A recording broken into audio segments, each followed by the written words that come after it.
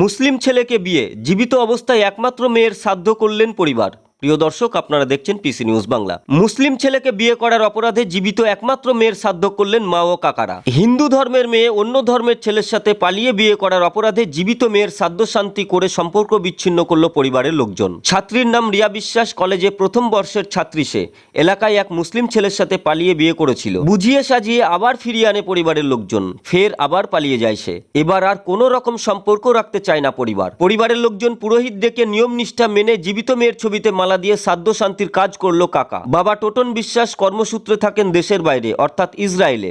যুদ্ধ পরিস্থিতিতে বাড়ি ফিরতে পারছেন না সে এই মুহূর্তে, তাই তার ভাই সোমনাথ বিশ্বাস মেয়ের কাকা শ্রাদ্ধের কাজ সম্পূর্ণ করলো। ঘটনাটি ঘটেছে নদিয়া জেলার সীমান্তবর্তী এলাকা কৃষ্ণগঞ্জ এলাকায়। Bureau report, PC news Bangla. আমাদের ভালোবাসার মর্যাদাও দিল না, ওর সেই ঘরে আবার চলে গেল। মুসলমানের ঘরে আবার চলে গেল। আমরা ফিরিয়ে আনলাম এত ভালোবাসা দিয়ে, তাও আমাদের ভালোবাসাও বুঝলো না। আবার সেই ঘরেই চলে গেল আমাদের ঠকিয়ে। আমাদের ঠকি যে ও যদি সুখী হয় তো হোক, সেখানে আমরা আর চাইনি। আমি ওর জন্ম দিয়েছিলাম, আমি ওর শ্রাদ্ধ করে মুক্তি পেতে চাই।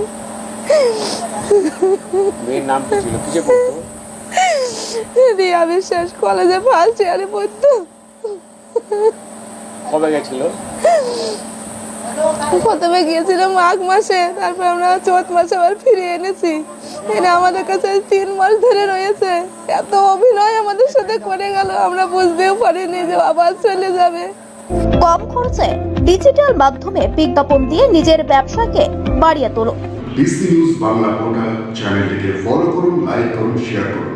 পিসি নিউজ বাংলা, এই খবরটি ভালো লাগলে অবশ্যই লাইক এবং শেয়ার করবেন।